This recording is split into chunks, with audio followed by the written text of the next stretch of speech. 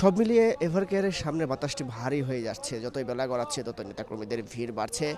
নিরাপত্তার বিষয়টি যদি বলি, সার্বিক নিরাপত্তা ব্যবস্থা গ্রহণ করা হয়েছে। পুলিশ, বিজিবি, র্যাব সহ সেনাবাহিনীর কয়েক স্তরের নিরাপত্তা ব্যবস্থা গ্রহণ করা হয়েছে এবং এরই মধ্যে বেগম খালেদা জিয়ার যে মরদেহটি নিয়ে যাওয়া হবে সে অ্যাম্বুলেন্স ভেতরে প্রবেশ করেছে। আমরা যতটুকু জেনেছি ঠিক ৮টার পর এই বিএনপি চেয়ারপারসন বেগম খালেদা জিয়ার মরদেহ গুলশানে তার বাসভবনের ফিরোজায় নিয়ে যাওয়া হবে এবং সেখান থেকে ঠিক ১১টার পর সংসদ ভবনে দক্ষিণ প্লাজা এবং তারপরে জানাজা শেষে দাফন হবে জিয়া উদ্যানে শহীদ রাষ্ট্রপতি জিয়াউর রহমানের ঠিক কবরের পাশেই।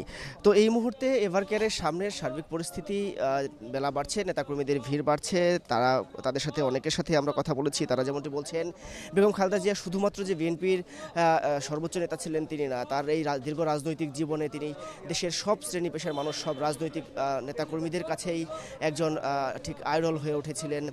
তিনি আমরা যেমনটি দেখেছি যখন নভেম্বরের 23 তারিখে এই এভারকেয়ার হাসপাতালে ভর্তি হন বেগম খালেদা জিয়া, তার পরবর্তীতেই সাথে সাথে বিভিন্ন রাজনৈতিক দল তাদের কর্মসূচি প্রত্যাহার করেন এবং তারপরে এছাড়াও বিভিন্ন সময় দেখেছি তার প্রতি যে শ্রদ্ধা জানানো দেশের সব শ্রেণী পেশার মানুষরা এই চিকিৎসার জন্য দোয়া করেছেন বা মৃত্যুর পর সবাই শোক প্রকাশ করেছেন।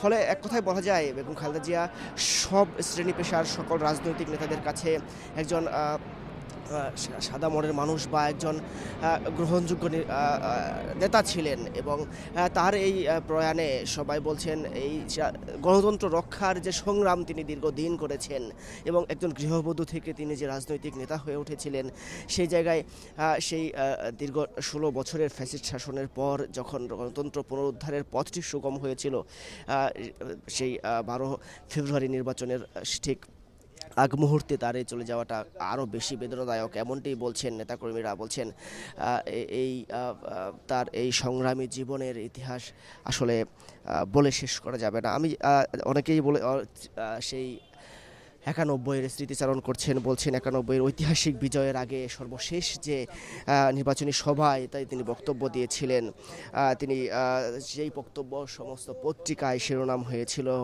বলেছিলেন ওদের হাতে গোলামির জিঞ্জির, আমাদের হাতে স্বাধীনতার পতাকা। এমন বিভিন্ন সময় আমরা তারা বলছেন বিভিন্ন সময় বেগম খালেদা জিয়া